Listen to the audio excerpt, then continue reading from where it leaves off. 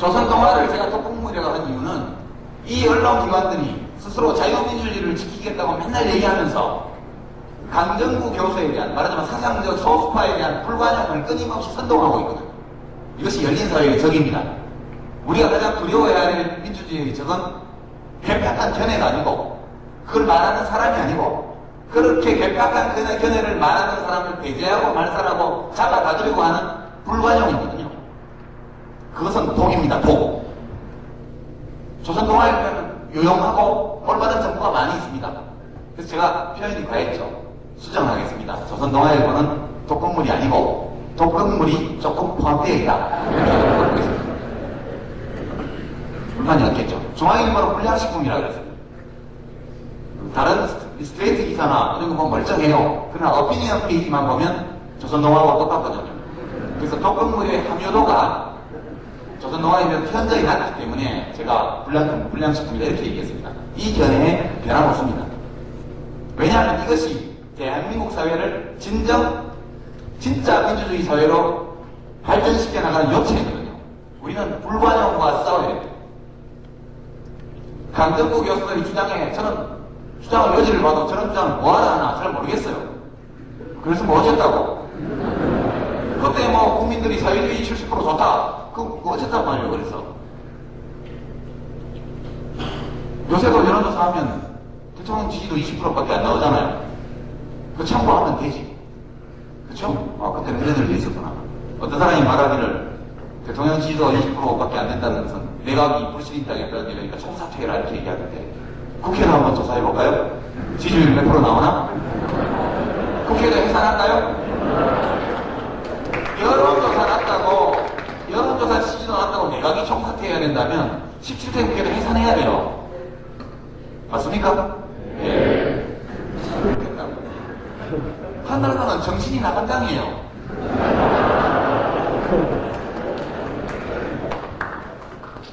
이 증상을 저는 심리학자는 아니지만 표현한다면 선택적 기억상실증에 걸린 환자들입니다. 자기가 한 짓을 아주 편하게 잊어버려요. 자기들이 정권 잡고 있을 때 도청한 거는 공소시효 지났다고 해가지고 없었던 일처럼 취급하고, 국민의 정부 시절에 국정원 간부들이 도청한 거는 처벌해야 된다고 난리야, 난리. 최소한 얼굴이 얼마나 두꺼우면 저렇게 할 수 있을까? 거의 장갑차를 만드는 철판을 얼굴에 대고 있는 거 아닌가 이런 뜻이 될 정도.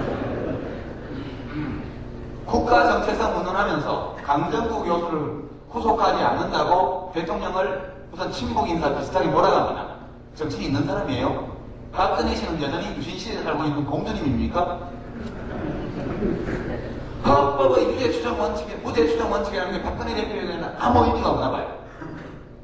형사소송 소송법상의 구속 요건이라는 것이 한나라당 국회의원들에게는 아무 의미가 없나 봅니다. 그 사람들은 내 마음에 안 들면 잡아넣어야 돼. 이 사고방식으로 지금도 살고 있어요. 이런 당이 대한민국의 국민 지지율이 가장 높은 당입니다. 그 당에서 아무나 나와도 다 대통령 된다고 여론조사 나와 있어요. 그죠? 이명박 씨가 나와도 1등. 박근혜 씨가 나와도 1등. 하여튼 뭐 지금은 한나라당 아무나 내도 다 1등이고, 열린우리당에서는 세종대왕이 출마해도 안 된다는 거예요.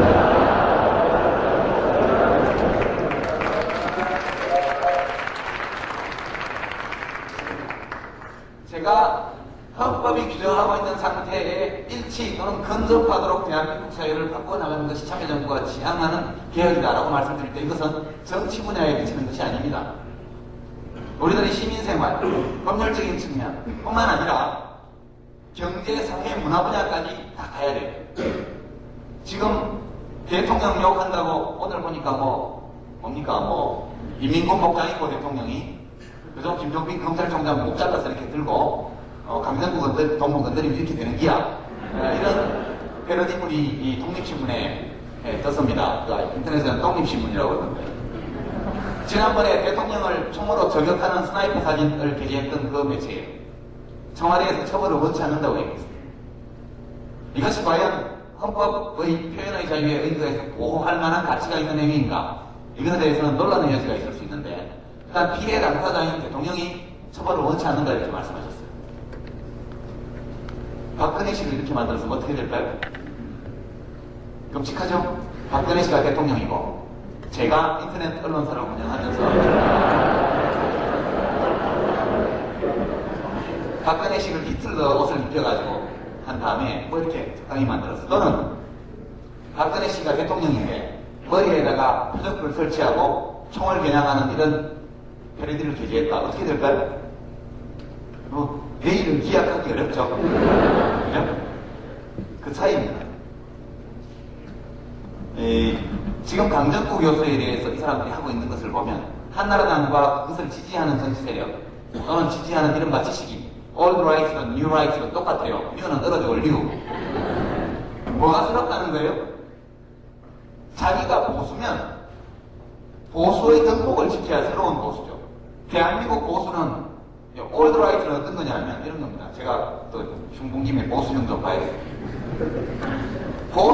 보수는 좋은 겁니다. 그것이 유일하게 좋은 것은 아니지만 좋은 것 중에 하나예요. 보수의 덕목이 뭐라고 여러분 생각하세요?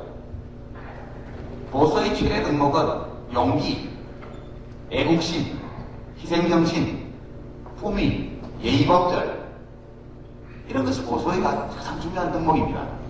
여러분 유럽의 보수 정치인들 지도자들을 보면 전쟁터리면 제일 먼저 뭐랍니까? 자기 외아들을, 새아들, 내아들, 아들 셋 넷이면 다 입대시키잖아요. 자기 아들부터 전쟁터에 보내고 국민에게 함께 싸우자고 하라. 대한민국의 보수는 자기 아들은 다 떼죠? 자기도 빠졌죠. 본인의 병력면제, 자식들의 병력면제가 압도적으로 많은 정당이 한나라당입니다. 입만 열면 국가 안 바꿔 정당이 다 병약하대요. 대한민국은 좋은 대학 나오고 경기고등학교, 서울대 이런 데 좋은 대학, 좋은 고등학교 나오고 평생 나라에 동무하면서 높은 자리 지내고 또 큰 기업 일궈서 돈 많이 벌고 이런 분들, 자제분들이 전부 다 병약해요. 군대를 못 가요.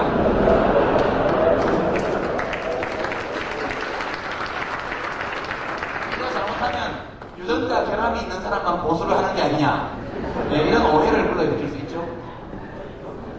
대한민국의 자식 보수는 보수가 아니에요. 그것은 보수는 자기의 신념 체계를 가질 때 보수라고 말할 수 있는 것이고 권력의 뒤에 줄을 서고 빌붙어가지고 자기 마음에 안 드는 모든 사람을 권력이 다 때려잡고 있으니까 법으로 거기서 편안하게 침대 설치해놓고 놀고 먹던 사람들이 올드라이트, 뉴라이트가 나왔으면 이걸 극복을 해야죠. 이 우리나라의 자칭 보수는 그 특징이 주로 편협함입니다. 편협함, 옹졸함, 인정사정 없음. 강정구 교수에 대한 태도를 보면 그들의 태도는 한마디로 말해서 불관용 한마디로 표현할 수 있습니다. 여러분 무슨 홈즈 연방대법관인가요? 뭐 미국의 어떤 사람 말을 인용을 하죠. 정치적 자유는 언제나 소수자를 위한 정치적 자유다. 그래갖고 굉장히 명언인 것처럼 그렇게 얘기를 언론에서 많이 하는데 나의 정치적 자유는 언제나 정치적 반대자의 자유를 의미한다. 이 말은 제가 들은 것은 로자 루셈부르크라는 공산주의자가 한 말을 제가 들었습니다. 옛날에 2차 대전 전에 독일의 우익 군인들에 의해서 살해당한 공산주의 지도자죠. 그 사람의 묘 앞에서 해마다 죽은 날을 기념해서 그 집회가 열리는데 그 플래카드가 나의 자유는 나의 정치적 반대자의 자유를 의미한다. 이 플래카드 항상 걸려 있습니다. 공산주의자가 그렇게 멋있는 말을 하다니 참 놀랐죠. 근데 그 말을 추적해보면 결국 볼테르가 한 말이더라고요. 볼테르가 한 말이 그 사람 책을 별로 안 읽으니까 별로 안 유명했는데 로자 루셈부르크가 잘 써먹어가지고 굉장히 유명해졌고 그걸 또 많은 사람들이 보고 지금 써먹고 이외에 잠시도 쓰고 뭐 다 하죠. 예. 무슨 말이냐면 이 민주공화국, 자유민주주의 사회에서는 모든 것이 다 관용의 대상입니다. 폭력으로 자기의 견해를 남에게 강제하지 않는 한 모든 것이 다 자유입니다.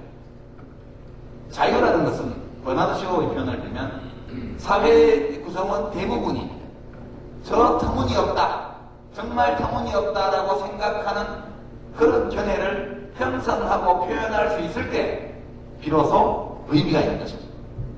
다수파의 자유라는 것은 보장할 필요가 없어요. 언제나 자유입니다. 자유는 언제나 소수자를 위한 것입니다. 사회 구성원 거의 다가 터무니없다고 생각하는 그러한 생각까지도 견해까지도 형성하고 표현할 수 있을 때 그 사회는 비로소 자유로운 사회가 됩니다. 불관용이라는 것은 다양성을 억압하는 그 자체를 쓸 겁니다. 그러니까 TV 토론에 나와서 소위 뉴라이트 지식인이라는 사람이 대한민국의 정체성을 부정하는 사람하고 어떻게 한 테이블에서 밥 먹습니까? 이렇게 말할 때가 왜 못 먹어요? 못 먹을 이유가 뭐 있는데요? 그 사람이 내가 대한민국은 민주공화국이다 라고 말하는 것을 말하지 못하게 내 입을 틀어막거나 내가 그 말을 했다고 좁혀거나 이렇게 하지 않으면 밥 먹을 수 있죠. 왜 못 먹습니까? 나와는 다른 견해를 가진 사람하고 밥도 못 먹겠다. 이것이야말로 불관용이죠. 잡아넣으라. 제가 조선 동아일보는 독극물이다. 중앙일보는 불량식품이다. 이렇게 얘기했더니 난리가 났어요. 조선 동아를 제가 독극물이라고 한 이유는 이 언론기관들이 스스로 자유민주주의를 지키겠다고 맨날 얘기하면서 강정구 교수에 대한 말하자면 사상적 소수파에 대한 불관용을 끊임없이 선동하고 있거든요. 이것이 열린사회의 적입니다. 우리가 가장 두려워해야 할 민주주의의 적은 객박한 견해가 아니고 그걸 말하는 사람이 아니고 그렇게 객박한 견해를 말하는 사람을 배제하고 말살하고 잡아다주려고 하는 불관용이거든요. 그것은 독입니다. 독. 조선 동아일보는 유용하고 올바른 정보가 많이 있습니다. 그래서 제가 표현이 과했죠. 수정을 하겠습니다. 조선 동아일보는 독극물이 아니고 독극물이 조금 포함되어 있다. 이렇게 하고 있습니다. 불만이 없겠죠. 중앙일보는 불량식품이라고 그랬습니다. 다른 스트레이트 기사나 이런 거 보면 멀쩡해요. 그러나 어피니언 페이지만 보면 조선 동아하고 똑같거든요. 그래서 독극물의 함유도가 조선 동아일보는 현저히 낮기 때문에 제가 불량식품이다 이렇게 얘기했습니다. 이 견해에 변함없습니다. 왜냐하면 이것이 대한민국 사회를 진짜 민주주의 사회로 발전시켜 나가는 역체이거든요. 우리는 불관용과 싸워야 됩니다. 강정구 교수의 주장에 저는 주장의 여지를 봐도 저런 주장을 뭐하러 하나 잘 모르겠어요. 그래서 뭐 어쨌다고? 그때 뭐 국민들이 사회주의 70% 좋다. 그거 어쨌단 말이에요. 그래서 요새도 여론조사 하면 대통령 지지도 20%밖에 안 나오잖아요. 그거 참고하면 되지. 그쵸? 그때는 이런 일도 있었구나.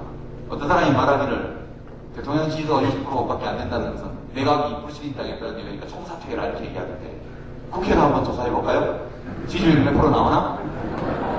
국회를 해산할까요? 여론조사 지지도 났다고 내각이 총사퇴해야 된다면 17대 국회도 해산해야 돼요. 맞습니까? 네.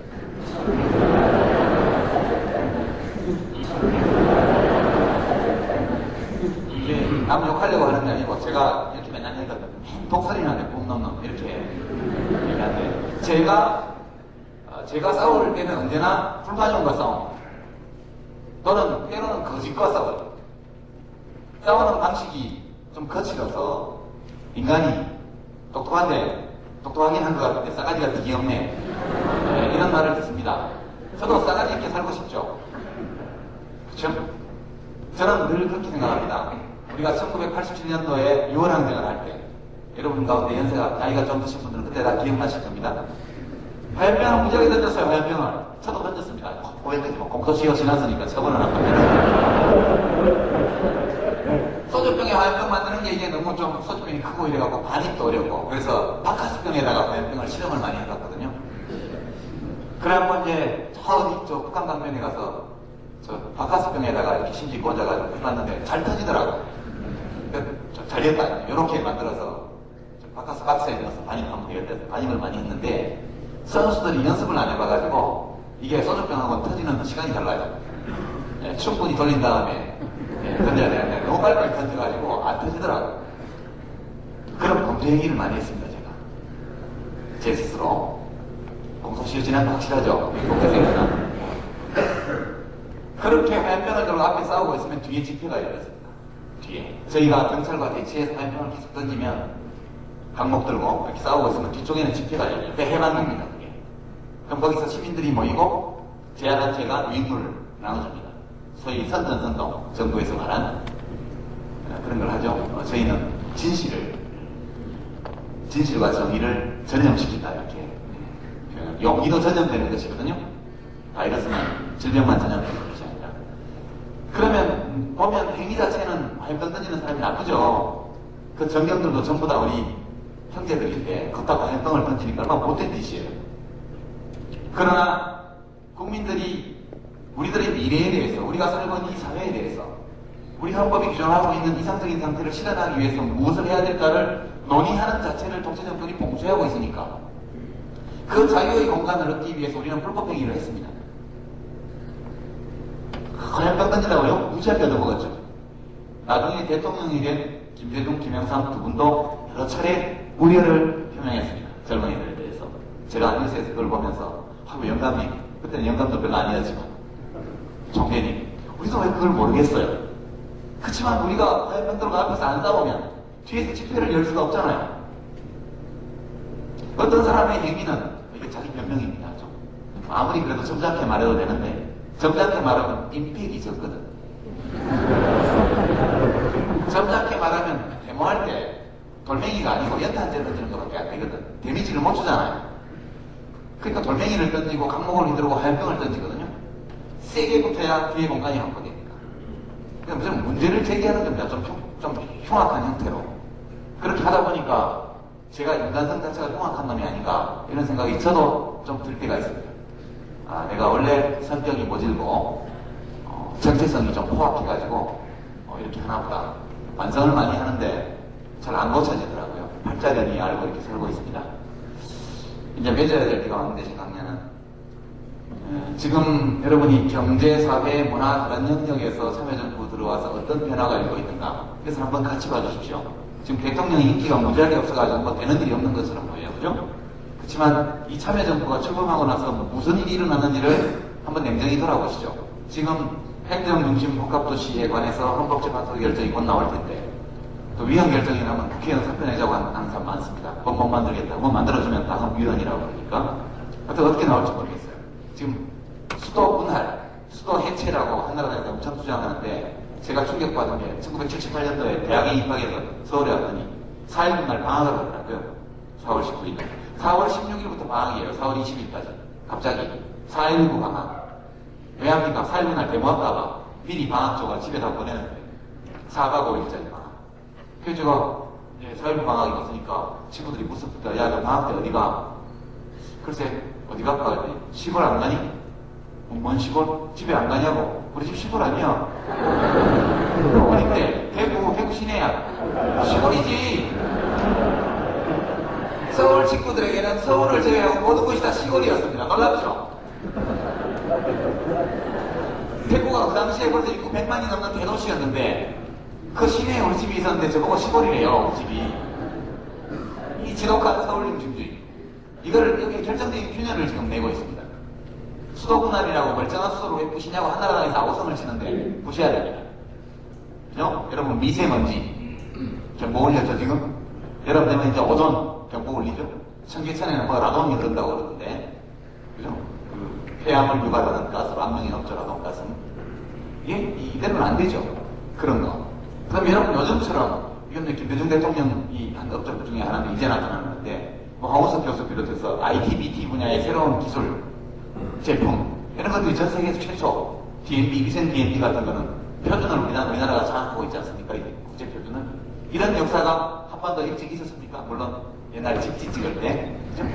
금속 활자 그렇게 집지 신경 그거는 있습니다만 정말 남은 일에 최초로 우리나라의 과학자들이 이 어느 분야에서 세계를 선도하는 이런 한류. 한류 힘은 어디서 온 거냐? 자유에서 온 거죠, 자유. 옛날처럼 뭐 연속곡에는 키스하는 거 안 되고 영화에는 뭐 유두가 노출되면 안 되고 음모도 노출되면 안 되고 아직도 그렇죠? 특정 부위에 있는 털이 나오거나 특정 부위에 있는 살집이 나오면 가위질을 가차없이 해버리죠. 이런 거. 이런 속박이었기 때문에 자유롭습니다, 전부 다. 이 힘이 대한민국의 한류를 만들어내고 있는 것이죠. 문화 콘텐츠 산업을 부흥시키고 있는 겁니다. 많은 지적이 있지만 대한민국의 문화 콘텐츠가 중국을 매료하는 시절이 있었나요? 모르겠습니다. 우리가 옛날 고전 시간에 배운 뭐 최치원의 시가 중국을 이렇게 정복했는지는 모르겠습니다만 여하튼 그런 거. 그 다음에 권력 문화이잖아. 여러분 지금 정말 많이 변하고 있습니다. 요즘 63빌딩에 가서 1인당 10만원짜리 밥 먹는 국회의원 거의 없거든요. 저희 되게 점심 때 밥 먹어 만원짜리 한정식 먹습니다. 돈이 없어요. 돈 안 드는 사람도. 그죠? 재벌의 이 비자금 완전히 이제 저수지가 다 말랐습니다. 저수지 말랐어요. 이제는 거기서 물줄기가 나와서 정치권으로 오는 것도 거의 없습니다. 불법 정치자금에 대한 뭐 아는 친구가 야씨 우리 사이에 무슨 영수증이냐 그냥 있어라 이렇게 해서 주머니에 찔러주는 정도 보통의 경우는 그런 겁니다. 정말 많은 것이 변하고 있어요 지금. 경제 분야에서도 지금 주가가 오르고 있는데 기업만 잘 되고 노동자들은 지금 허덕이고 있어요. 큰 문제죠. 그런데 극복해야 될 과정을 지금 우리한테 와 있습니다. 그러니까 우리가 사회, 문화, 경제, 정치 모든 영역에서 일어나고 있는 이 많은 변화를 지켜보십시오. 지금 대통령의 공이 전혀 아닌 것처럼 보여요. 이 정부가 전혀 잘하고 있지 못한 것처럼 보입니다. 그러나 대통령과 정부가 돌멩이를 맞고 여론의 몰매를 맞고 있는 이 와중에도 진행되어야 될 변화는 착착 진행되고 있다. 저는 그렇게 생각합니다. 이제 바야로 2년 후에 박근혜 씨가 대통령이 된다 해도 옛날 자기 아버지가 통치하던 식으로는 절대 못할 것이다. 청와대 뒷산에 철저한 거 다 그렸거든요. 여러분 북대문 보셨습니까? 저는 참여정부 왔으니까 대통령 홍보만 한 2, 3분만 하고 이제 가면을 뵙겠습니다. 제가 청와대에 한번 갔습니다. 이리 살아가면 안 되는데. 하여튼 5월 5일에 어떤 여러분께 말씀드릴 수 없는 이유로 청와대를 갔는데 비산에 올라갔어요. 물론 대통령으로 같이 올라갔죠. 이건 참 깐다. 이건 특종이다.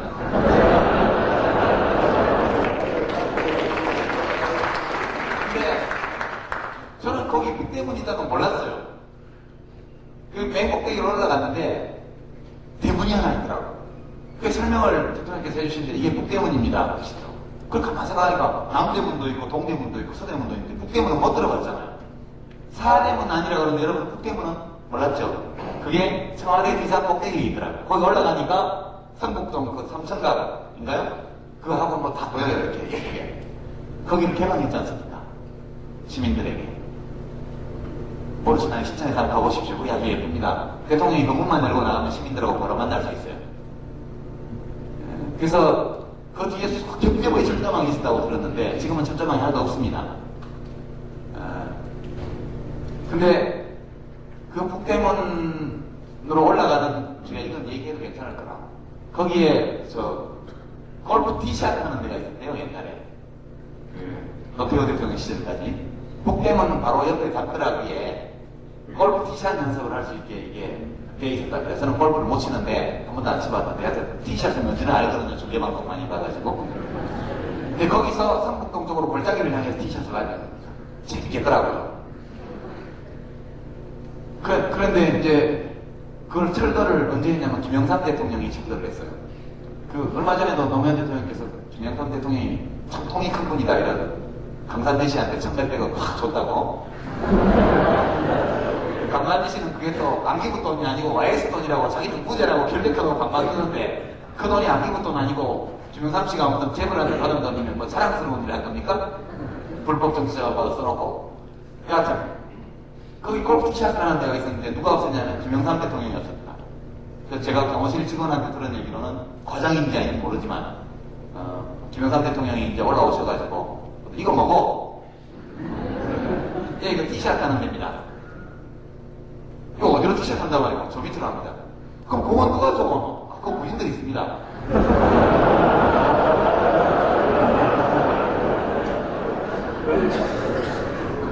그 희망자식들 봐라. 꼭갱이가 왔다.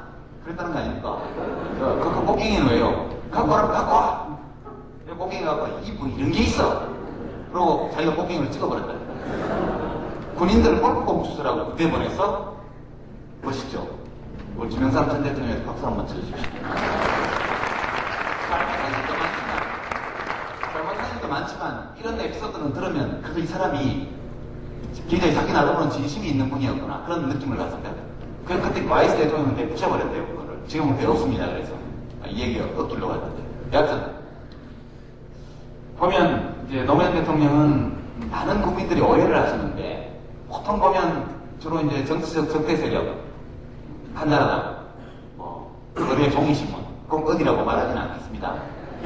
그런 데에서 노무현 대통령을 묘사하는 용어를 보십시오. 가볍게, 불수, 그죠? 승부사, 뭐 등등, 하여튼 경솔, 뭐 좌충우돌, 뭐 이런 용어를 굉장히 많이 씁니다. 한때 김두관 전 행정부 장관이 남해군수에 무소속 당선되었을 때 당선되자마자 기자실을 폐쇄했거든요. 브리핑룸으로 바꿨습니다. 그런데 한 1년 내내 김두관 남해군수를 기사를 쓸 때는 그 동네 신문들이 그 앞에다가 수식어를 그 이북에서 뭐 병행하는 지도자든지 어쩌고 붙이듯이 독선적 행정으로 무리를 빚고 있는 김두관 남해군수는 기사 작성의 기본 요령이었대요. 그렇게 소년대 눈도 깜짝 안 하고 기자실을 폐쇄했고 그 뒤로 기초자치단체의 기자실 폐쇄가 유행처럼 이렇게 번져나갑니다. 그런 점에서 선구자거든요. 김영삼 대통령도 그런 선구자적인 면이 있고 노무현 대통령께서 보면 그런 뭐랄까 이런 과거와 대통령과 그런 말이 없잖아요. 그래서 중대한 사건이 벌어져도 한 발도 안 하고 있다가 어느 날 담화문 존경하는 경애하는 국민 여러분 또 친애하는 국민 여러분이라고 몇 쭉 되게 멋없는 우리말 그죠? 대한민국 정치인 중에서 우리말을 그렇게 맛깔스럽고 정확하게 구사하는 지도자가 별로 흔치 않습니다. 노무현 대통령은 우리말을 굉장히 예쁘게 쓰는 분이에요. 여러분이 그분의 연설 같은 거 한번 들어보십시오. 아주 원래 그런 말을 따라오는 것이거든요. 입말이 우선이고 글말이 나중인데 우리 지식인들은 글에 말이 사로잡혀 있는 한국입니다. 되어지고 이런 표현들 있죠. 여러분 쓰지 마세요. 민주화 되어지고 난다. 되어지고 난 말은 없죠. 되고 난다. 우리말에는 원래 피동형이 없습니다. 근데 영문 일본어를 하도 있다 보니까 피동 문장을 굉장히 많이 구사하는데 이야기가 또 길러 갑니다. 여하튼 노무현 대통령은 굉장히 다른 스타일의 지도자예요. 그리고 이 스타일을 고집하고 있습니다. 거기서 많은 충돌이 벌어지고 있죠. 그리고 욕심이 너무 많으셔요. 제가 다른 데서도 말씀드렸지만 선거구제 개편, 사회적 대타협, 국회의원 선거구제 개편, 또 개헌, 뭐 비롯해서 대화 타협의 정치문화, 우선 정파들 사이의 연합 이런 것들이 자연스럽게 이루어지는 대연정소년 이런 것들이 굉장히 필요한 겁니다 사실은. 근데 정치권에서 이걸 받쳐주는 세력이 아무도 없어요. 거의 없습니다. 저처럼 정치 나간 사람이나 그게 옳다고 하고 다니지 그 외에는 거의 없거든요. 근데 이분이 그럼에도 불구하고 끝없이 그 문제를 제기한단 말이죠. 그러니까 사람들이 짜증을 내는 거죠. 야, 되게 해놓고 얘기를 해야지. 되지도 않는 일을 왜 해? 되게 하려면 이야기를 하지 말아야 됩니다. 이게 안 된다는 거 너무 눈에 보이는데도 밀고 나가시거든요. 이런 문제들 때문에 국민들하고 사이에 정서적인 이격, 거리감 이런 것들이 많이 생긴 것 같습니다. 그래서 되게 못하는 것 같지만 노무현 대통령이 그 역사적으로 자기에게 부여된 일들을 굉장히 차분하고 꼼꼼하고 체계적으로 지금 해나가고 있다. 이 변화들이 일어나고 있는데 다만 이것이 옛날처럼 대통령이 멋있게 하는 걸로 안 보인다는 거죠. 대통령이 상처있고 모욕당하고 짓밟히는 양상으로 이 일이 진행되고 있다는 것이 다를 뿐입니다. 옛날에 YS 대통령은 금융실명제, 하나회 숙청 멋있는 데잖아요. 김영삼 대통령이 하나회를 숙정함으로써 대한민국은 정치 군인 집단의 쿠데타 위협에서 해방됐습니다. 그 어느 날 밤에 국민들이 아무도 모르는 가운데 일어난 일입니다. 왜 했을까? 자기가 국군 통수권자인데 군인들이 사조직을 만들어서 저거 마음대로 승진 대상자 사정하고 해서 들고 왔거든. 이게 뭐가 있어? 무슨 배라고 있는데 거기서 관행적으로 하던 것이다. 국군 통수권자가 누군데? 예, 각하십니다. 뭐 이런 것들이 다 있어.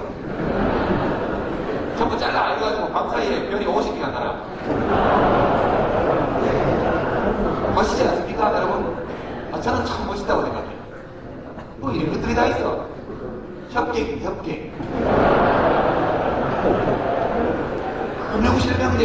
금융실명제도 굉장히 큰 업적이에요. 이거 할 때. 대한민국에 이거 한다는 거 아는 사람이 실무자들 몇 명밖에 없었다고 그래요. 그죠? 그 다음날 수석보좌관들도 몰랐다는 거죠.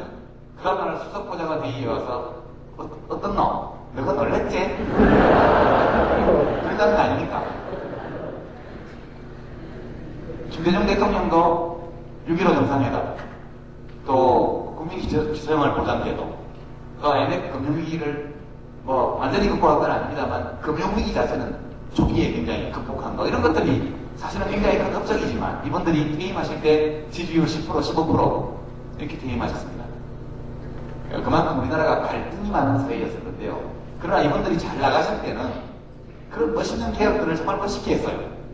국민들 대다수가 박수치는 개혁을 큰 거를 몇 개를 했거든요.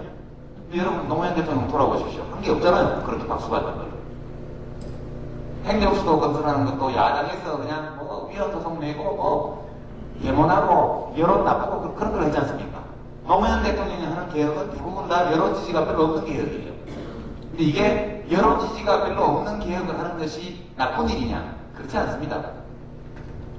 여론 지지가 별로 없는 것이지만 장기적으로 대한민국을 위해서 꼭 해야 될 일을 하는 것. 이것이 저는 이 참여정부가 해야 될 일이다 이렇게 봅니다. 그래서 대통령께서 늘 주장하시는 것처럼 다음 정부에 부담을 남기지 않아야 되겠다. 그 다음 정부가 돌아설 때 편하게 개성해서 갈 수 있도록. 그저께 뭐 국립 용산에 있는 새로운 박물관 문 여는데 테이프 끊었잖아요. 그건 누가 한 겁니까? 텔레비전에서 노무현 대통령 가셔가지고 테이프 끊고 막 손을 들고 하니까 야 우리 대통령이 박물관 만들었네. 천만의 말씀. 그거 김영삼 대통령이 만든 거거든요. 진짜 김영삼 대통령이 만든 거예요. 조합청 철거하고. 그때 난리였잖아요. 멀쩡한 역사적 건물을 왜 철거하냐, 뭐, 그거 철거하는 바람에 뭐, 무슨, 유물이 어떻게 됐다, 뭐, 비난 정책이었습니다, 그때. 그러나, 용산에 저렇게 만들어 놓고 하니까 지금, 김영삼 대통령을 그 박물관과 연관해서 기억하는 사람이 거의 없습니다. 그러나 저는 광화문 이렇게 보면, 거기 충독구 건물이 없어진 거, 그와 더불어서 용산에 박물관이 생긴 거, 저는 지금 김영삼 대통령이 굉장히 잘하신 일이다. 이처럼, 지도자들이 당대에는 비난받는다 하더라도 시간이 지나가면서 그것이 다른 평가를 받는 정책이 많이 있고 불행하게도 노무현 대통령께서 하시는 일은 그 전임자들과는 달리 그 전임자들은 한두 개라도 끔찍하게 찬양받는 칭찬받는 업적이 있었던 데 반해서 노무현 대통령께서는 그런 게 별로 없이 지금 굉장히 많이 욕먹는 개혁 과제들을 집중적으로 해나가고 있다. 이것 때문에 여론이 지지도가 굉장히 낮은 건 사실인데요. 그러나 그런 것에 굴하지 않고 그렇게 가고 있다. 그런 말씀 드리면서 모쪼록 여러분께서는 여론조사 기관에서 전화 오면 노무현 대통령 국정수행 어떻게 평가하십니까? 그러면 뭐 잘하는 편이야 이런 정도 하지 말고 아주 잘하고 있다. 이렇게 좀 대답을 해주십시오. 이 사람들이 하고 있는 것을 보면 한나라당과 그것을 지지하는 정치 세력 또는 지지하는 이른바 지식인 old right든 new right든 똑같아요. new는 떨어지고 new. 뭐가 새롭다는 거예요? 자기가 보수면 보수의 덕목을 지켜야 새로운 보수죠. 대한민국 보수는 old right는 어떤 거냐면 이런 겁니다. 제가 또 흉bun김에 보수형 좀 봐야 돼요. 보수는 좋은 겁니다. 그것이 유일하게 좋은 것은 아니지만 좋은 것 중에 하나예요.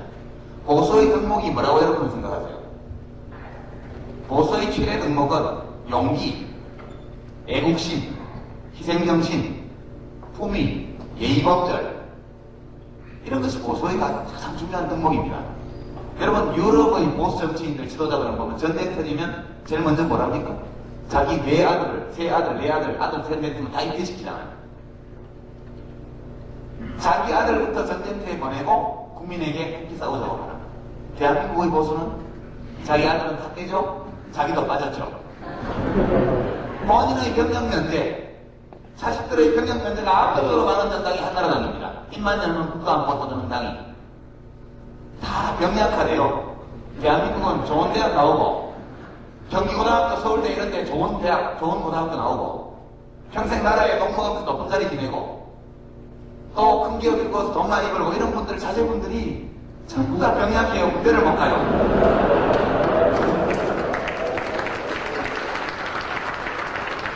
이거 잘못하면 유전자 결함이 있는 사람만 보수를 하는 게 아니냐. 네, 이런 오해를 불러일으킬 수 있죠. 대한민국의 자식 보수는 보수가 아니에요. 그것은 보수는 자기의 신념 체계를 가질 때 보수라고 말할 수 있는 것이고 권력의 뒤에 줄을 서고 빌붙어가지고 자기 마음에 안 드는 모든 사람을 권력이 다 때려잡고 있으니까 법으로 거기서 편안하게 침대 설치해놓고 놀고 먹던 사람들이 올드라이트 뉴라이트가 나왔으면 이걸 극복을 해야죠. 이 우리나라의 자칭 보수는 그 특징이 주로 편협함입니다. 편협함, 옹졸함, 인정사정 없음. 강정구 교수에 대한 태도를 보면 그들의 태도는 한마디로 말해서 불관용 한마디라고 표현할 수 있습니다. 여러분 무슨 홈즈 연방대법관인가요? 미국의 어떤 사람 말을 인용을 하죠. 정치적 자유는 언제나 소수자를 위한 정치적 자유다. 그래갖고 굉장히 명언인 것처럼 그렇게 얘기를 언론에서 많이 하는데, 나의 정치적 자유는 언제나 정치적 반대자의 자유를 의미한다. 이 말은 제가 들은 것은 로자 루셈부르크라는 공산주의자가 한 말을 제가 들었습니다. 옛날에 2차 대전 전에 독일의 우익 군인들에 의해서 살해당한 공산주의 지도자죠.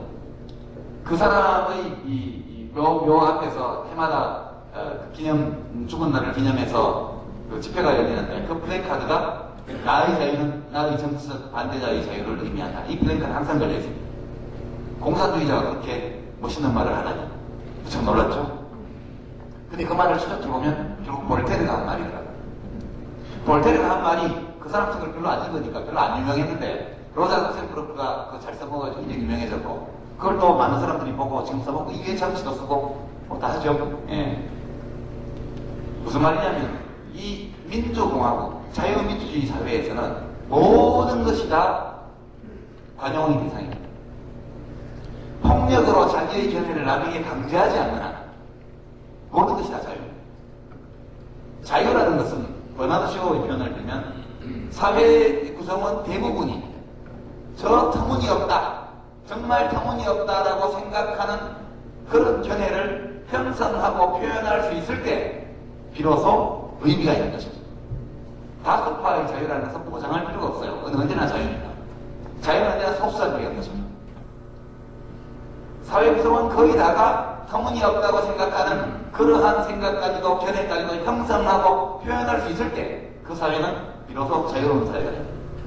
불관용이라는 것은 다양성을 억압하는 그 자체를 쓸 수 없습니다. 그러니까 TV 토론에 나와서 소위 뉴라이트 지식인이라는 사람이 대한민국의 정체성을 부정하는 사람하고 어떻게 한 테이블에서 밥 먹습니까?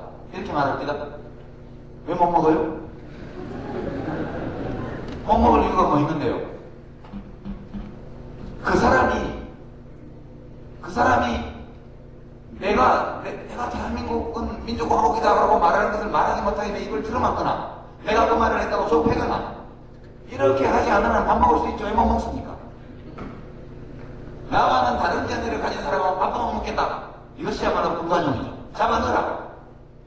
제가 조선동아일보는 독극물이다, 중앙일보는 불량식품이다 이렇게 얘기했더니 난리가 났어요.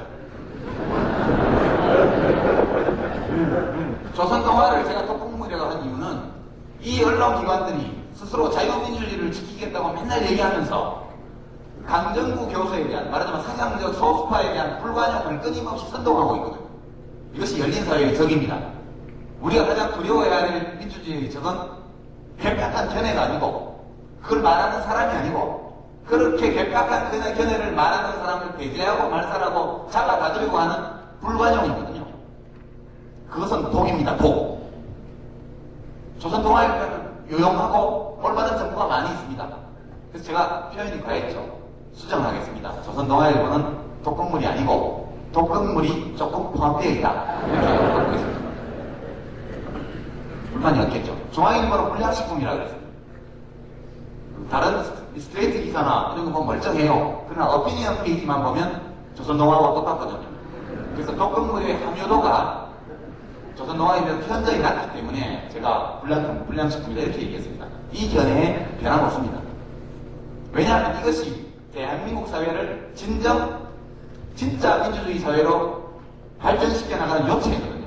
우리는 불관용과 싸워야 됩니다.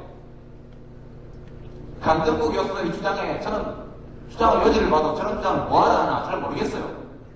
그래서 뭐 어쨌다고? 그때 뭐 국민들이 사회주의 70% 좋다. 그거 어쨌단 말이에요. 그래서 요새도 여론조사 하면 대통령 지지도 20%밖에 안 나오잖아요. 그거 참고하면 되지. 그쵸? 그때는 이런 일도 있었구나. 어떤 사람이 말하기를 대통령 지지도 20%밖에 안 된다는 것은 내각이 불신임당했다는 얘기니까 총사퇴해라 이렇게 얘기하는데, 국회를 한번 조사해볼까요? 지지율 몇 프로 나오나? 국회도 해산할까요? 여론조사 났다고, 여론조사 지지도 났다고 내각이 총사퇴해야 된다면 17대 국회도 해산해야 돼요. 맞습니까? 예.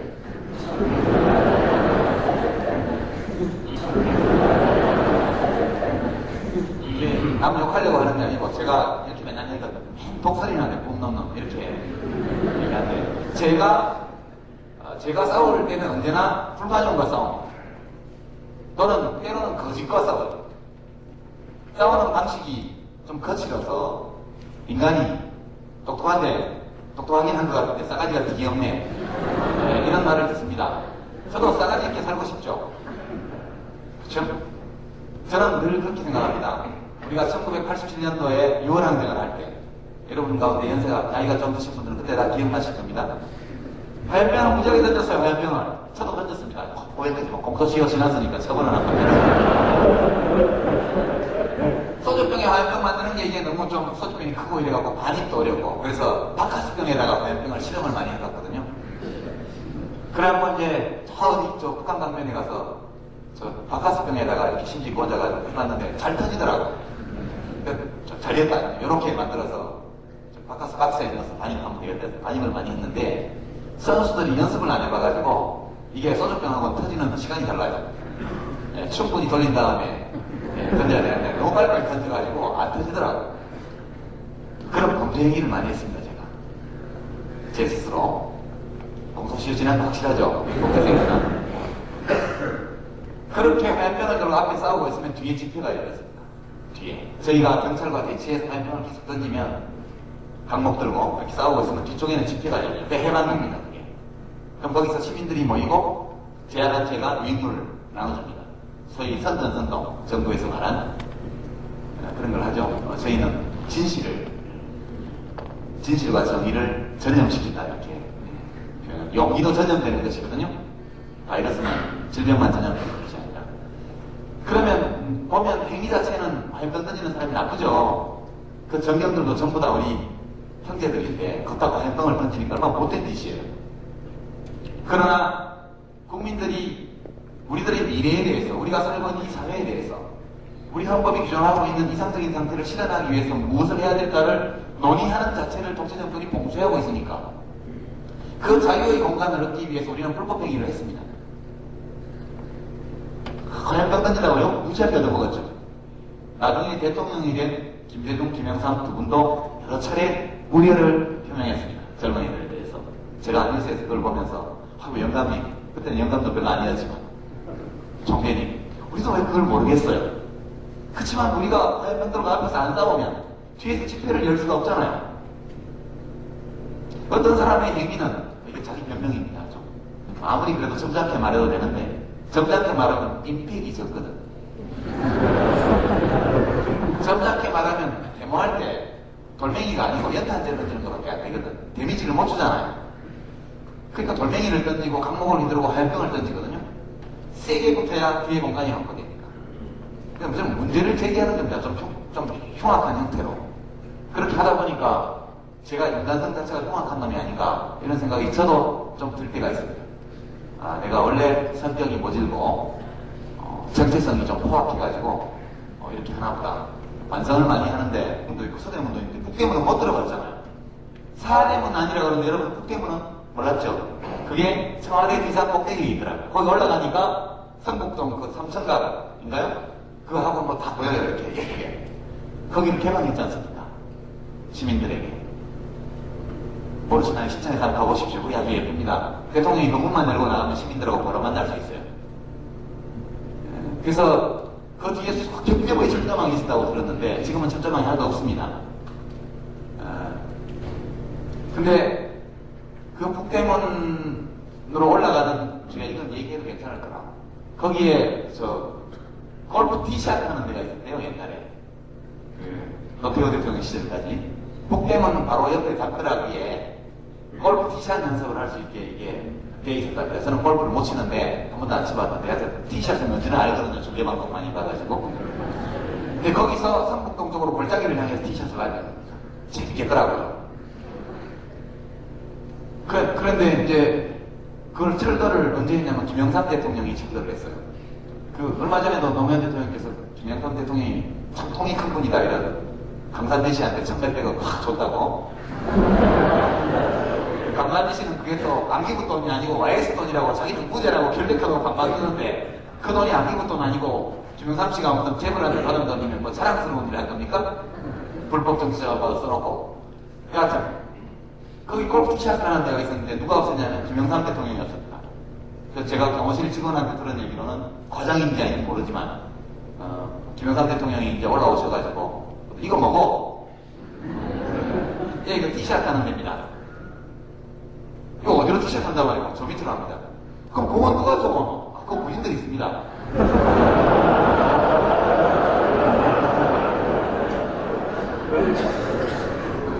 그 희망자서 들어봐라. 꽃갱이가 왔다. 그랬다는 거 아닙니까? 그 꽃갱이는 왜요? 갖고 와라, 갖고 와. 꽃갱이가 갖고 이분 이런 게 있어. 그러고 자기가 꽃갱이를 찍어버렸다. 군인들을 골프공 주스라고 부대 보냈어? 멋있죠? 우리 김영삼 전 대통령에서 박수 한번 쳐주십시오. 잘못한 일도 많지만 이런 에피소드는 들으면 그래도 이 사람이 굉장히 자기 나름으로는 진심이 있는 분이었구나 그런 느낌을 갖습니다. 그래서 그때 YS 대통령한테 붙여버렸대요. 그거를. 지금은 배웠습니다. 그래서 이 얘기가 엇길로 갔는데 여하튼 보면 이제 노무현 대통령은 많은 국민들이 오해를 하시는데 보통 보면 주로 이제 정치적 적대 세력 한나라당 거리의 종이신문 꼭 어디라고 말하지는 않겠습니다. 그런 데에서 노무현 대통령을 묘사하는 용어를 보십시오. 가볍게, 불쑥, 그죠?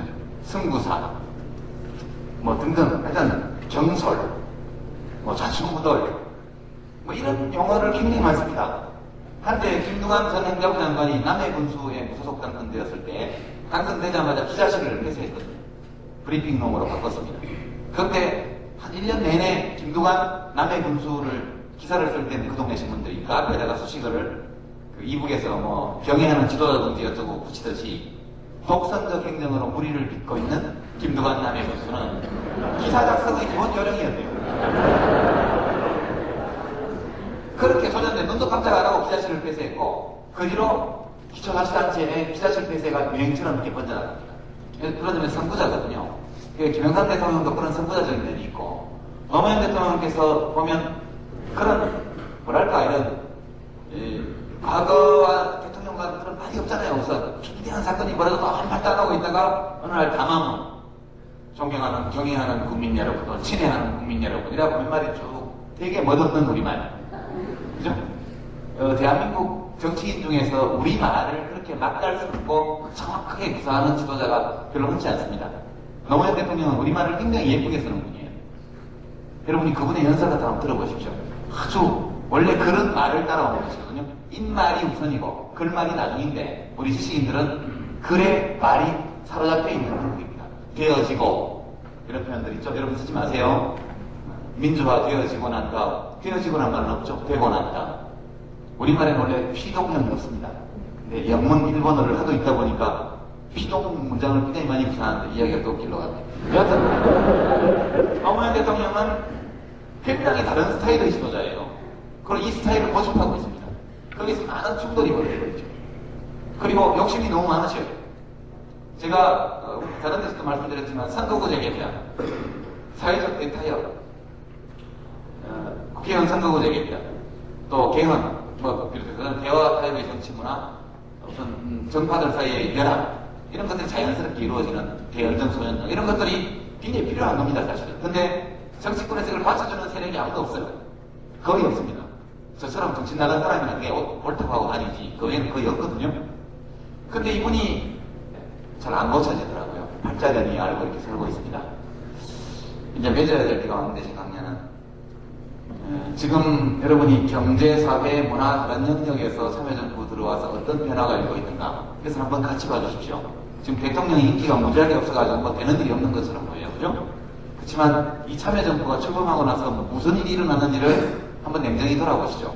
지금 행정중심 복합도시에 관해서 헌법재판소 결정이 곧 나올 텐데 또 위헌 결정이 나면 국회의원 사표 내자고 하는 사람 많습니다. 법 못 만들겠다. 뭐 만들어주면 다 위헌이라고 그러니까 어떻게 나올지 모르겠어요. 지금 수도 분할, 수도 해체라고 한나라당에서 엄청 주장하는데 제가 충격받은 게 1978년도에 대학에 입학해서 서울에 왔더니 4.1날 방학을 하더라고요. 4월 19일. 4월 16일부터 방학이에요. 4월 20일까지. 갑자기 4.19 방학. 왜 합니까? 4.19 날 데모할까봐 미리 방학조가 집에다 보내는데 4박 5일짜리 방학. 그래서 제가 4.19 방학이 없으니까 친구들이 무섭다. 야, 너 방학 때 어디 가? 글쎄, 어디 갈까? 했더니 시골 안 가니? 뭔 시골? 집에 안 가냐고? 우리 집 시골 아니야. 어딘데? 대구 시내야. 시골이지. 서울 친구들에게는 서울을 제외하고 모든 곳이 다 시골이었습니다. 놀랍죠? 대구가 그 당시에 벌써 인구 100만이 넘는 대도시였는데 그 시내에 우리 집이 있었는데 저보고 시골이래요. 우리 집이. 이 지독한 서울 중심주의. 이거를 여기 결정적인 균열을 지금 내고 있습니다. 수도 분할이라고 멀쩡한 수도를 왜 부시냐고 한나라당에서 아우성을 치는데 부셔야 됩니다. 그죠? 여러분 미세먼지 경보 올렸죠 지금? 여러분 되면 이제 오존 경보 올리죠? 청계천에는 뭐 라돈이 흐른다고 그러는데 그죠? 그 폐암을 유발하는 가스로 악명이 넘쳐 라돈가스. 이게 이대로는 안 되죠. 그런 거. 그럼 여러분 요즘처럼 이건 김대중 대통령이 한 업적 중에 하나인데 이제 나타나는데 뭐 하우스 교수 비롯해서 IT, BT 분야의 새로운 기술, 제품 이런 것들이 전 세계에서 최초 DNB, 위생 DNB 같은 거는 표준을 우리나라가 장악하고 있지 않습니까? 국제 표준을.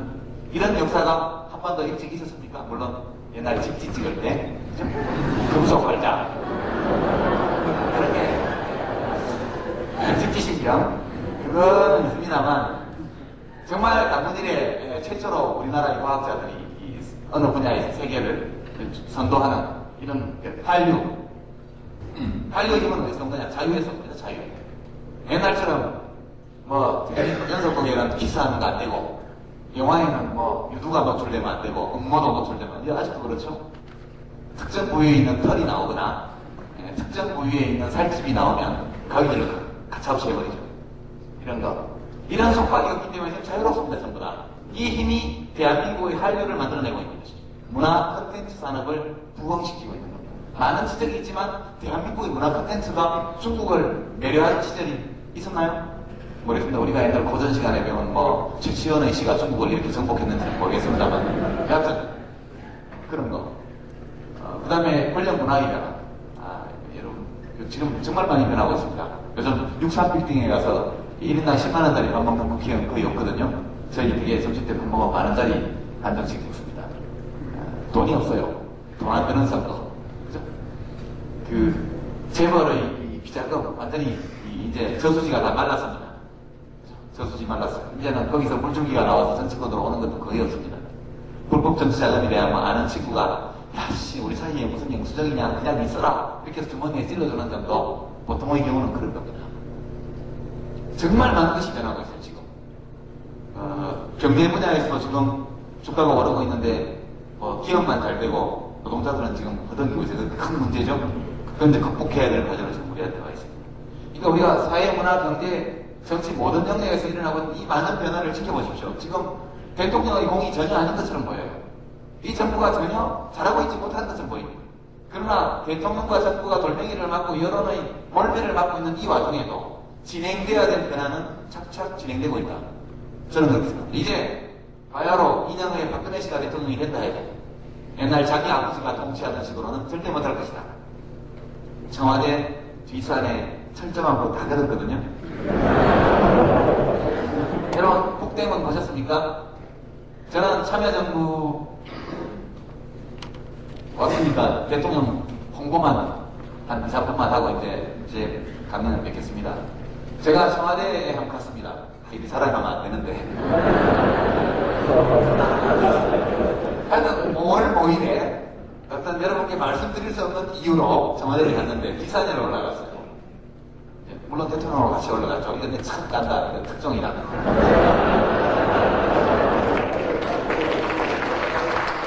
근데 저는 거기 북대문이다고 몰랐어요. 그 맨 꼭대기로 올라갔는데 대문이 하나 있더라고요. 그 설명을 대통령께서 해주시는데 이게 북대문입니다. 그걸 가만 생각하니까 남대문도 있고 동대문도 조선동화를 제가 독국문이라고 한 이유는 이 언론기관들이 스스로 자유민주주의를 지키겠다고 맨날 얘기하면서 강정구 교수에 대한 말하자면 사상적 소수파에 대한 불관용을 끊임없이 선동하고 있거든요. 이것이 열린사회의 적입니다.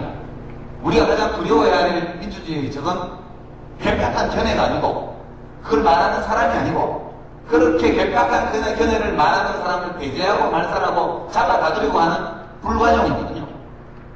그것은 독입니다. 독. 조선 동아일보는 유용하고 올바른 정보가 많이 있습니다. 그래서 제가 표현이 과했죠. 수정하겠습니다. 조선 동아일보는 독극물이 아니고 독극물이 조금 포함되어 있다. 이렇게 보겠습니다. 불만이 없겠죠. 중앙일보는 불량식품이라고 그랬습니다. 다른 스트레이트 기사나 이런 거 보면 멀쩡해요. 그러나 어피니언 페이지만 보면 조선동아하고 똑같거든요. 그래서 독극물의 함유도가 조선동아일보는 현저히 낮기 때문에 제가 불량식품이다 이렇게 얘기했습니다. 이 견해에 변함없습니다. 왜냐하면 이것이 대한민국 사회를 진짜 민주주의 사회로 발전시켜 나가는 요체거든요. 우리는 불관용과 싸워야 돼요. 강정구 교수들이 주장해, 저는 주장을 여지를 봐도 저런 주장을 뭐하러 하나 잘 모르겠어요. 그래서 뭐 어쨌다고? 그때 뭐 국민들이 사회주의 70% 좋다. 그거 어쨌다고 말이에요. 그래서 요새도 여론조사 하면 대통령 지지도 20%밖에 안 나오잖아요. 그거 참고하면 되지. 그쵸? 그때는 그런 일이 있었구나. 어떤 사람이 말하기를 대통령 지지도 20%밖에 안 된다는 것은 내각이 불신임당했다는 얘기니까 총사퇴해라 이렇게 얘기하는데 국회를 한번 조사해볼까요? 지지율 몇 프로 나오나? 국회도 해산할까요? 여론조사 났다고, 여론조사 지지도 났다고 내각이 총사퇴해야 된다면 17대 국회도 해산해야 돼요. 맞습니까? 네. 한나라당은 정신이 나간 당이에요.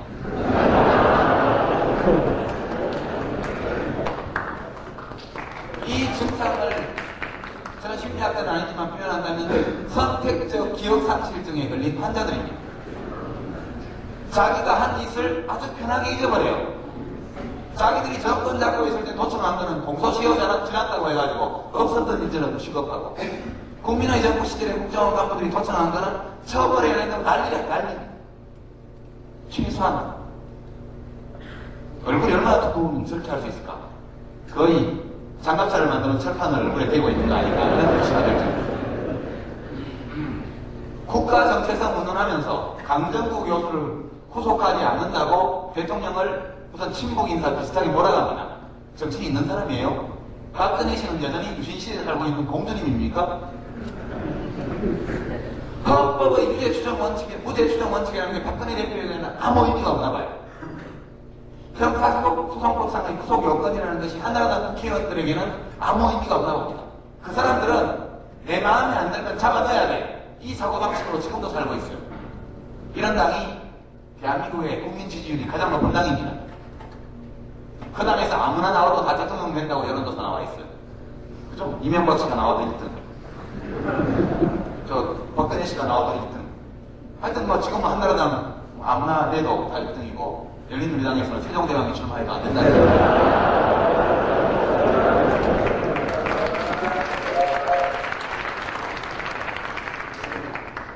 제가 헌법이 규정하고 있는 상태에 일치 또는 근접하도록 대한민국 사회를 바꿔나가는 것이 참여정부가 지향하는 개혁이다라고 말씀드릴 때 이것은 정치 분야에 그치는 것이 아닙니다. 우리들의 시민생활, 법률적인 측면 뿐만 아니라 경제, 사회, 문화 분야까지 다 가야 돼요. 지금 대통령 욕한다고 오늘 보니까 뭡니까 인민군 복장 입고 대통령이 그죠? 김종빈 검찰총장 목 잘라서 이렇게 들고 강정구 동문 건드리면 이렇게 되는 기야. 이런 패러디물이 이 독립신문에 떴습니다. 인터넷에는 독립신문이라고 하던데. 지난번에 대통령을 총으로 저격하는 스나이퍼 사진을 게재했던 그 매체예요. 청와대에서 처벌을 원치 않는다고 얘기했습니다. 이것이 과연 헌법의 표현의 자유에 의거해서 보호할 만한 가치가 있는 행위인가? 이것에 대해서는 논란의 여지가 있을 수 있는데 일단 피해 당사자인 대통령이 처벌을 원치 않는다 이렇게 말씀하셨어요. 박근혜 씨를 이렇게 만들어서 어떻게 될까요? 끔찍하죠? 박근혜 씨가 대통령이고 제가 인터넷 언론사를 운영하면서 박근혜 씨를 이틀 더 옷을 입혀가지고 한 다음에 이렇게 적당히 만들었어. 또는 박근혜 씨가 대통령인데 머리에다가 표적을 설치하고 총을 겨냥하는 이런 패러디를 게재했다. 어떻게 될까요? 내일은 기약하기 어렵죠. 그죠? 그 차이입니다. 지금 강정구 교수에 대해서